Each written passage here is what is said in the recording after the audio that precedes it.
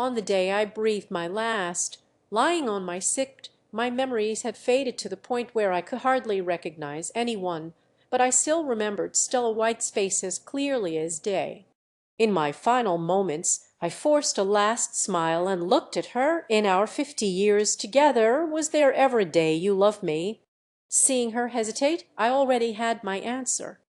I looked around the room, filled with the children and grandchildren Stella and I had raised, and spoke my last words: "If there's a next life, I don't want to love you any more." With that I closed my eyes. When I awoke, I found I had been reborn. God had given me a second chance, and I decided that in this life I would no longer get entangled with Stella White. But unexpectedly, 3 months before the college entrance exams, she suddenly transferred to my school, into my class, and even specifically requested to sit next to me.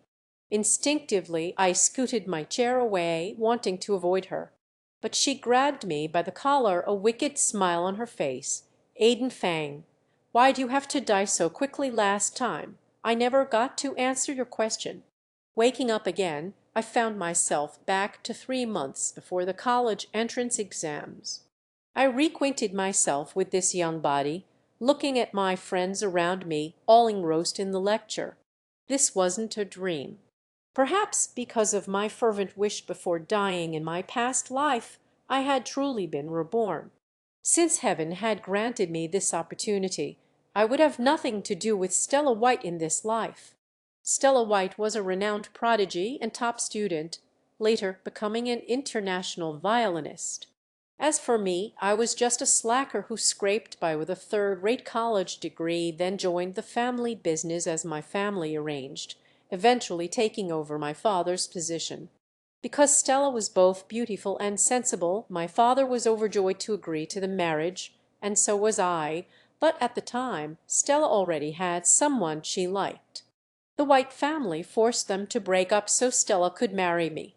After we were married, Stella was never happy. No matter how well I treated her or what I did for her, she never once smiled at me.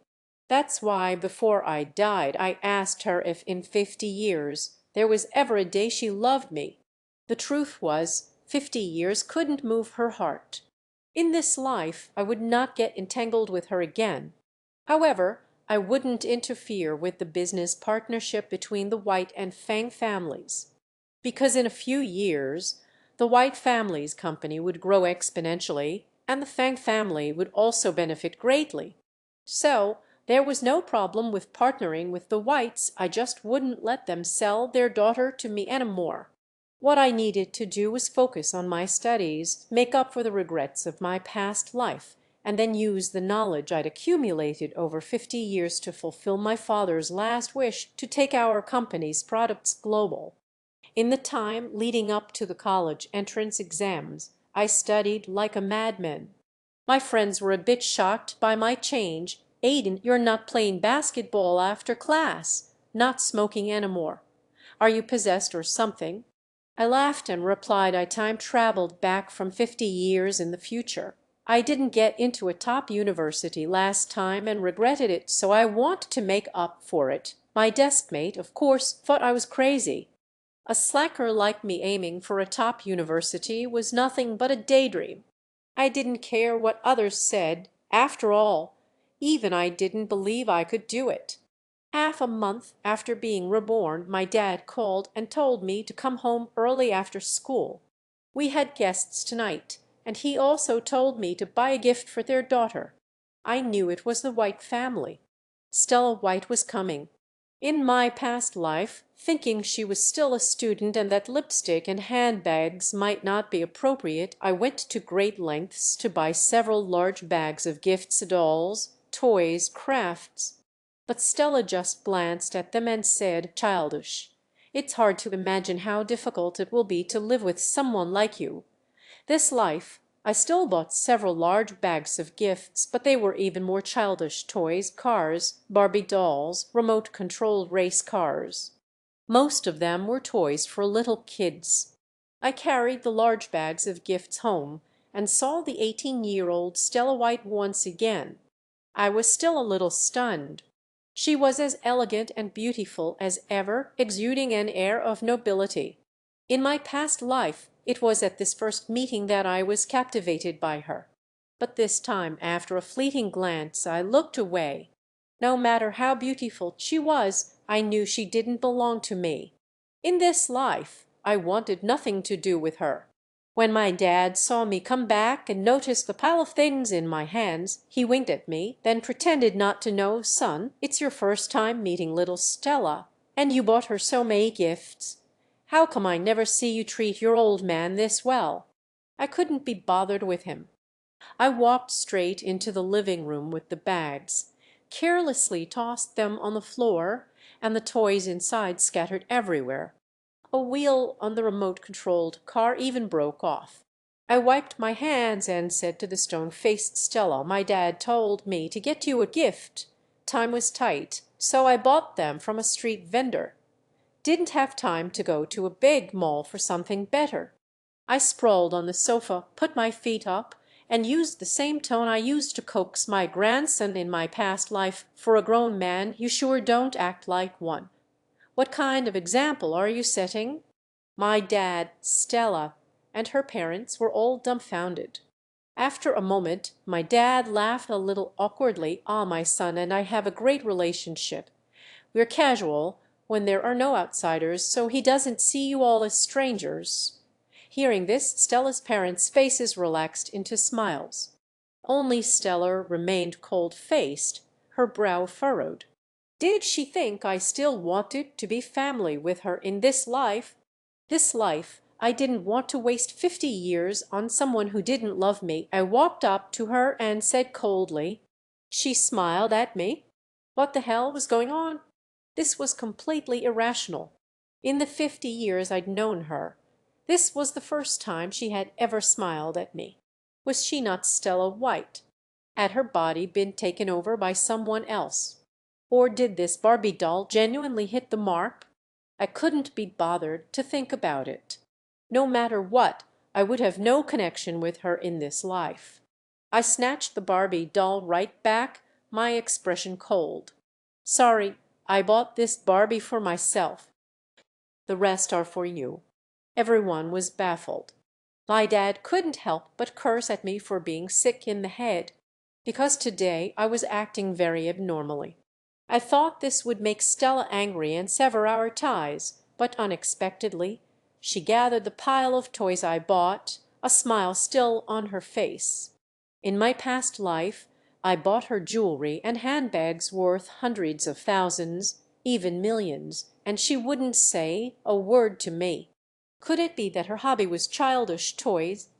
I found her incredibly hard to understand. Dinner began. My father and her parents tried their best to play matchmaker, but I was unmoved. Although she said nothing, I knew she was very much against it in her heart, because she had a childhood sweetheart, a year younger than her. In my past life I heard that Stella had planned to confess to him after graduating high school, but my appearance tore them apart. So this life I would help them get together. I just hoped to have no more entanglement with Stella White. Late at night, when her family of three was about to leave, I hadn't said a single word to her. My dad pulled me to see them off at the door. Stella suddenly said she had forgotten her school bag on the sofa, and my dad told me to get it for her. I reluctantly brought the bag out and handed it to her. She calmly said, "Thank you." She actually said thank you to me? This was the most ridiculous thing I'd heard in 2 lifetimes. I remained cold, didn't reply, and turned back into the house. Behind me, I could hear my dad endlessly explaining, saying I had been in a bad mood lately, that I wasn't normally like this, and hoping it wouldn't affect the marriage arrangement between our two families. If my dad knew that in my past life I had lived unhappily until the day I died, would he still push me towards someone who didn't love me? One high were always at the top. Coming to my school, no. Three high, she could easily be considered the best in the entire school. Stella was beautiful and dressed stylishly. The boys in the class were all eagerly welcoming her, wanting her to sit with them, but they quieted down after a glare from the teacher. The teacher arranged for Stella to sit next to the class president. The president's previous deskmate had dropped out due to a family issue, so the seat was empty. Who would have thought that Stella would shake her head, walk straight towards me, extend her hand, and smile politely. We meet again. "May I sit next to you?" I froze. Was she talking to me? Before I could think, I heard Stella ask again, "Aiden Fang, may I sit next to you?" The teacher came over at this point, hastily telling her that I was the class slacker and that she shouldn't sit with me. She should sit with the class president, the top student in the school, so they could study and help each other. I didn't get angry hearing this. It was the truth after all. In high school, although I wasn't a delinquent, I often skipped class to go to internet cafes, play basketball. I alone could drag the class average down by 2 or 3 points. Since I didn't cause any other trouble, the teacher usually turned a blind eye. Stella declined the teacher's offer, smiling. "Thank you for your kind intentions, ma'am, but I want to sit with Aiden. I know him." The teacher frowned, then looked at me and warned me sternly not to affect her studies, saying Stella's grades were good enough to be the valedictorian. In our past life, Stella wasn't the valedictorian, but she was salutatorian. The reason she was only salutatorian was because she'd found out about the arranged marriage with my family, which would separate her from her childhood sweetheart, and it had affected her performance on the exams. That's why the teacher treated her like a treasure. If Stella became the valedictorian, the teacher would surely get a promotion and a raise, and her reputation in the school would soar. But none of this had anything to do with me. This life, I just wanted to get into college, study finance well, and then use my 50 years of accumulated knowledge from my past life to help my family's business grow even further. Thinking of this, I coldly put my hand up to block the seat next to me. I'm used to sitting alone. I don't want a deskmate. I don't want a deskmate. Besides, Stella, you and I didn't know each other before. You should find another seat so it doesn't affect your studies." The whole class fell silent. No one expected me to reject such a top student and school beauty. Stella was stunned for a moment, but she quickly regained the arrogant, bossy look I was so familiar with. She slammed her bag on the desk, pushed my hand away, and plopped down. I slammed the book in my hand down on the desk, startling her. "Fine, sit wherever you want. I have no right to interfere." With that, I packed my books, grabbed my things, and moved to the seat next to the trash can. This spot usually smelled because of the trash, and the seat was just used to store miscellaneous items. I pushed the junk off, put my bag down, then picked up a basketball from the floor and waved to the kings in the back row. They understood immediately and followed me out to play ball. From the classroom, the teacher's angry shouts echoed, "One bad apple spoils the whole bunch," but I let it all go in one ear and out the other. I wasn't corrupting her star student. The guys who came with me were already a spoiled bunch without my help. Who says poor students are bad kids? Besides, in the future, all of these guys did very well for themselves. The worst off among them still managed to buy a house in the capital. Even if they weren't good at studying, it didn't reflect on their character or abilities. They just weren't interested in academics. I skipped class for the rest of the morning, playing basketball with the guys. At noon, after the last game, I was about to go buy a cold drink when a figure approached and handed me a bottle of water. "For you. It's not cold. It's best not to drink cold things right after exercising." My friends all gave me teasing looks. "Aiden didn't know you had such charm. We're so jealous. I know you have a childhood sweetheart you're very close with, and you like him a lot. And I'm not interested in you. So we don't need to get to know each other. I'll talk to my dad myself, and it won't affect the business partnership between our families. This way it's better for both of us. Instead of a messy entanglement like last time, where I couldn't even die in peace, it was better to make a clean break early. Since the school wasn't far from home, less than 20 minutes, I usually went home for lunch and a rest. At the bus stop, as I was about to get on, Stella came running from a distance, looking awful, and grabbed me. I knew she was angry because I had just rejected her water. It was the same in our past life, from our marriage until my death at 70. If I ever displeased her or rejected her in the slightest, she would immediately fly into a rage. But in this life, she was no longer my wife, no longer the person I loved. I wouldn't give in to her any more. Just as I was about to forcefully shake her hand off, her strength suddenly increased. She pushed me against the bus shelter, her hands gripping my shoulders, her voice filled with a hint of accusation. "Aiden Fang, don't think you're the only one who got a second chance. If you keep treating me like this, you think I won't tell your dad how you're bullying his future daughter-in-law? Now tell me, from yesterday to today, how many times have you yelled at me?"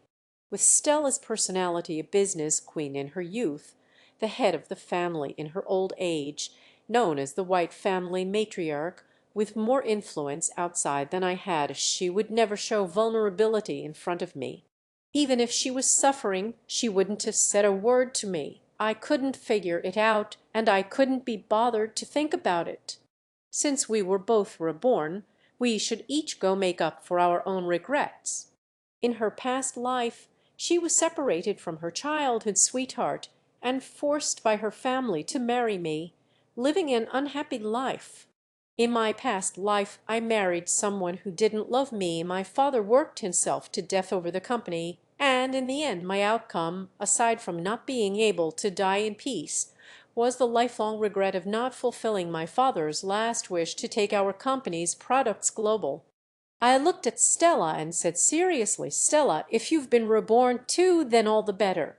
In this life, I won't get in the way of you and your childhood sweetheart. And you don't need to get close to me just for our family's partnership. In our past life, you married into my family and lived with us for so many years. You know my father and I aren't that kind of people. Besides, you were a business queen in our past life.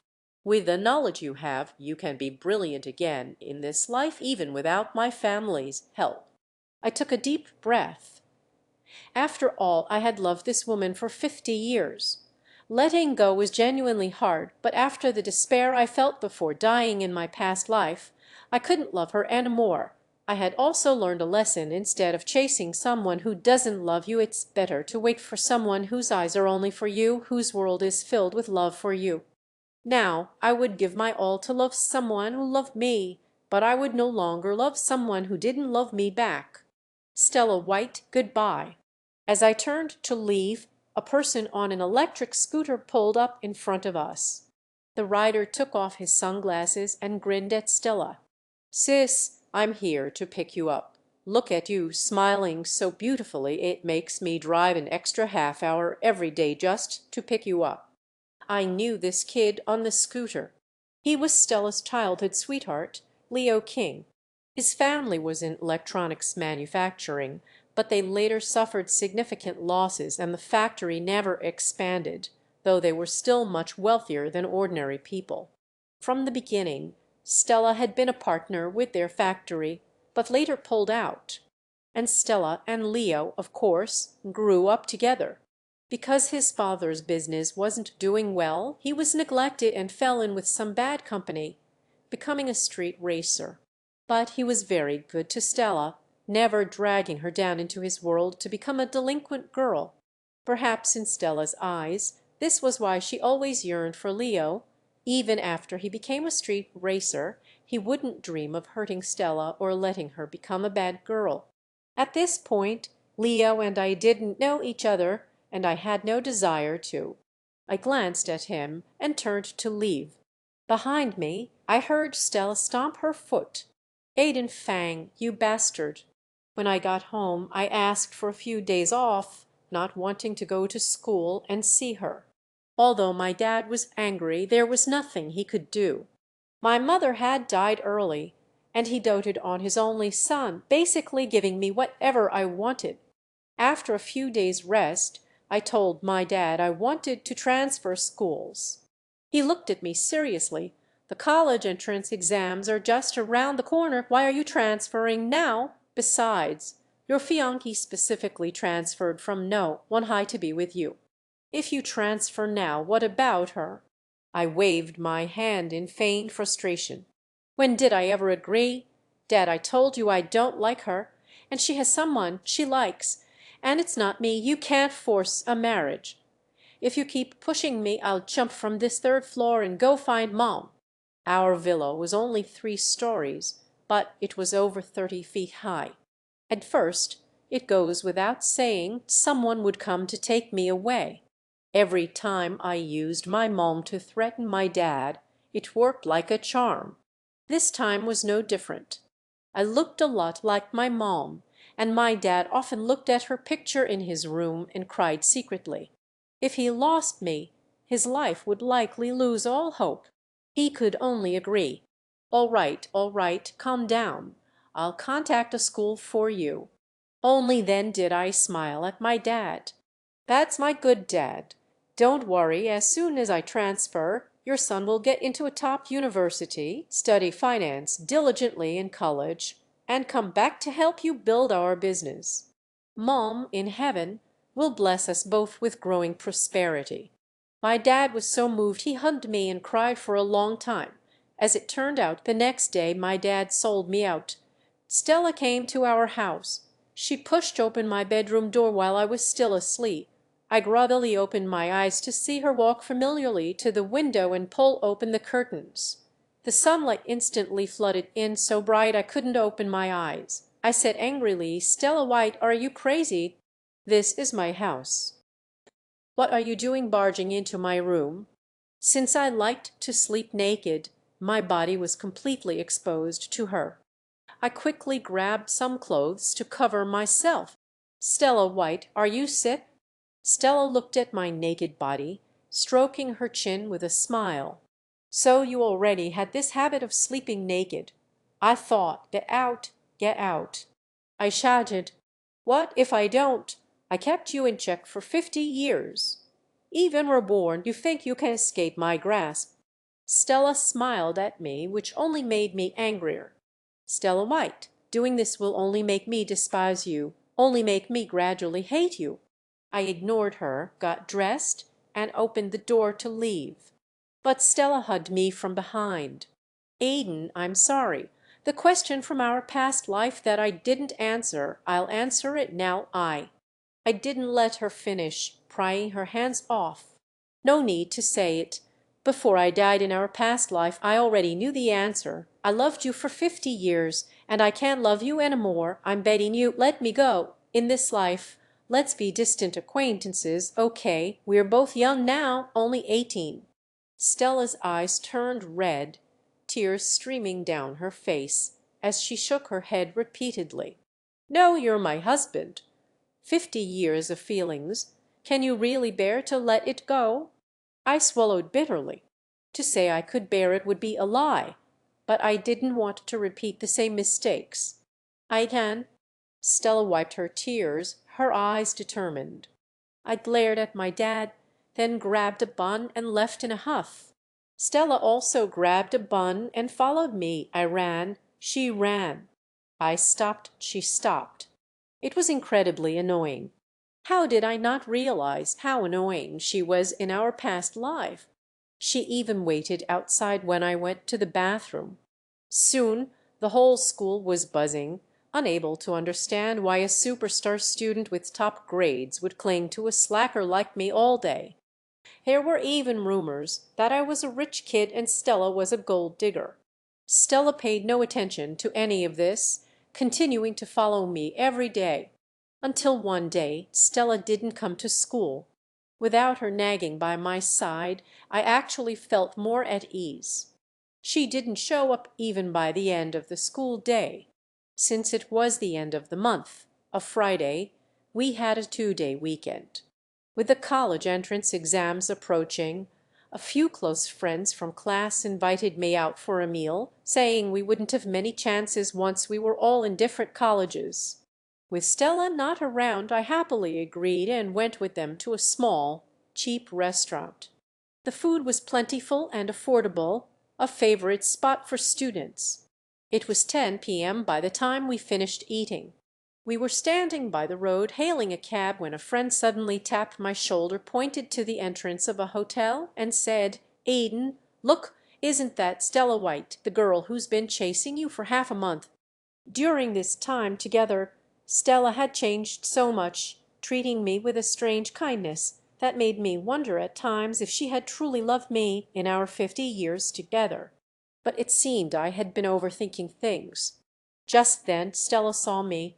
Her face stiffened, and she quickly ran towards me, with Leo following behind her. I sneered at her. Not even graduated from high school and already so eager.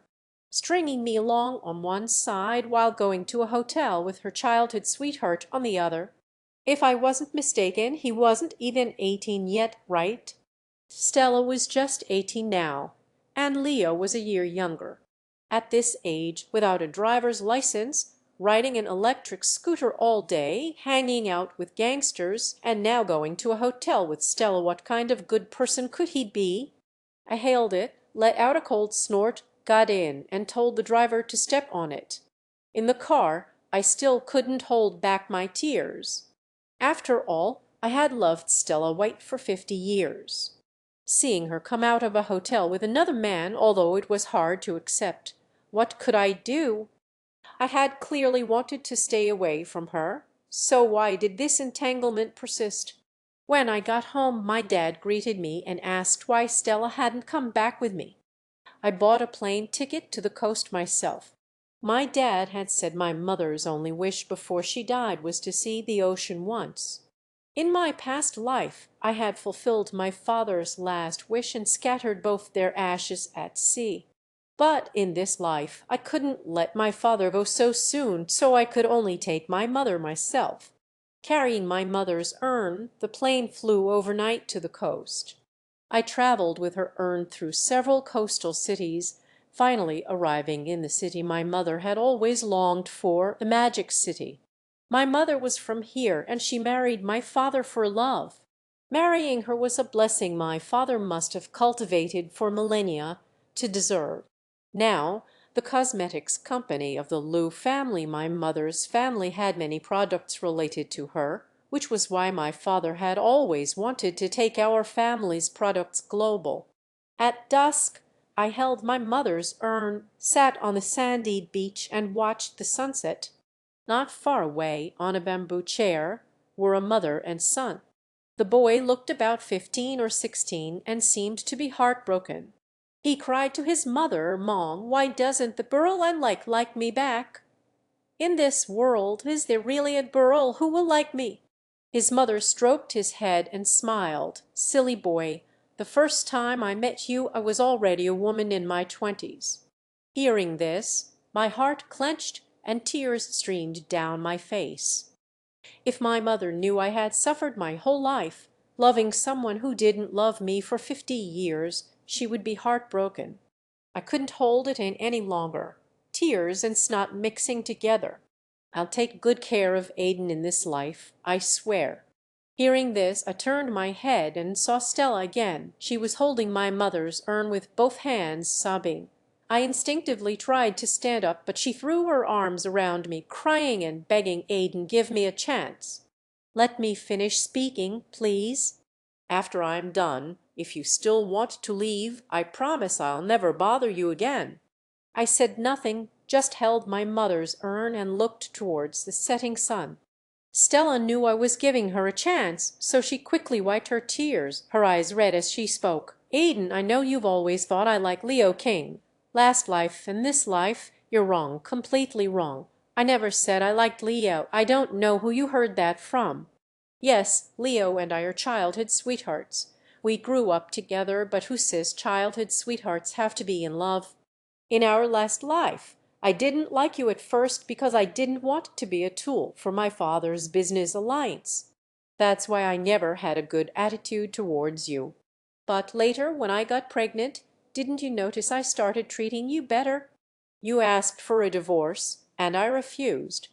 I'm a woman, I'm stubborn, couldn't you tell? I said those things because I was slowly falling for you.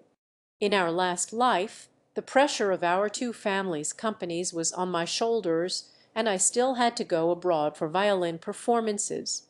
I was so tired. I knew you were good to me, but every time I came back exhausted, I just wanted to rest. Besides, I really don't like those luxury brands and expensive jewelry. Didn't you notice that the ring and bracelet I always wore were the ones you bought me the first time you took me strolling on the street? Seeing me stunned, she continued, after decades of living together, even an iceberg would melt, let alone how well you treated me. In our last life, before you died, you asked if I loved you. I hesitated, but that hesitation wasn't because I didn't love you. I'm not good at expressing myself. I've always been like that. Even when I was old, I was still stubborn. At that moment, I was trying to figure out how to phrase it. But then you said, Stella broke down crying, lightly hitting me with her hands. Who told you to die so fast? Without my permission, how could you die? I hadn't even said it, and you were gone. At that moment, I wanted to tell you that I love you. I really, really love you. I, Stella White, love you, Aiden Fang. The day you died, I cried all night. I cried myself to sleep, and when I woke up, I had been reborn. This life, I wasn't going to let you find me. I had to find you. But you bastard, you were either fierce with me or yelling at me or giving me the cold shoulder. After that basketball game, I realized you were reborn too. I know you were tired in our last life because of me, but wasn't I tired too? I gave you two sons and two daughters, and I helped you manage the Liu family's company at the same time. Couldn't you have been a little more understanding? With that, she collapsed into my arms, sobbing. Listening to her, I slowly began to recall my past. Although she was always lukewarm towards me, she was very dedicated to our family.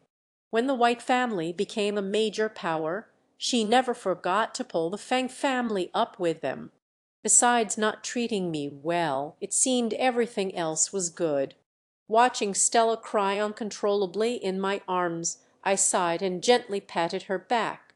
After a while, she calmed down, lifted her head, and said, Leo's grandparents came from the countryside, and their house wasn't big enough, so I took them to a hotel to get a room. Leo just came with me. Besides, Leo and I have only ever been friends, childhood friends who grew up together, but we never had romantic feelings. Leo only sees me as an older sister. If you don't believe me, we can go back right now.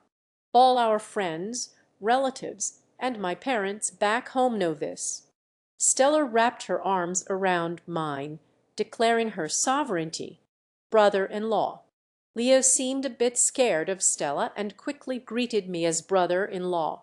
Then, with Leo's explanation, I finally understood. His parents rarely disciplined him.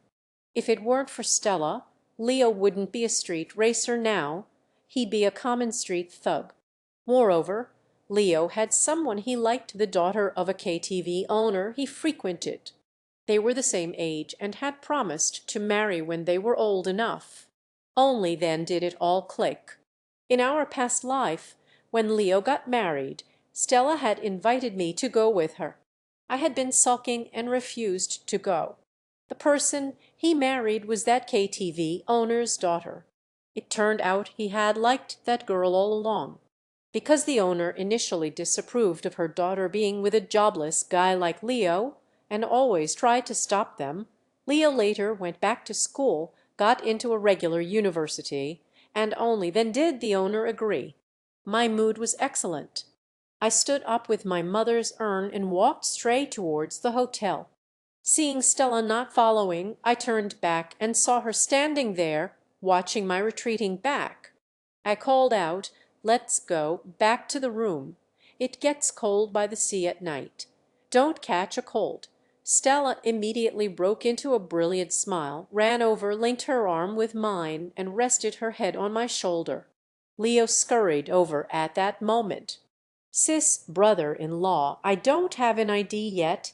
I can't get a room." "You two have a room. What about me?" Stella pointed into the distance with a mischievous smile.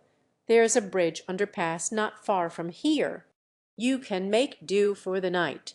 Tonight is the most important night for me and your brother-in-law. We can't worry about you." With that, Stella quickly pulled me towards the hotel. A few months later, I smiled as I looked at the two university acceptance letters in my hand. I didn't get into a top-tier university, just a regular one. After all, with only 3 months of review, even being Reborn, I couldn't work miracles. This was still thanks to Stella's help in the final stretch, otherwise I would have at most gotten into a second-rate college. As for Stella in this final period, she was in a sweet romance with me. Her mood was great, her form was excellent, and she directly clinched the valedictorian spot. But she didn't choose the best university in the country. She chose to go to the same school as me. Stella, by my side, kissed me and said with a smile, "This life I'll give you two more kids, okay?" I nodded. "Okay, loving you for 50 years. What's another 50?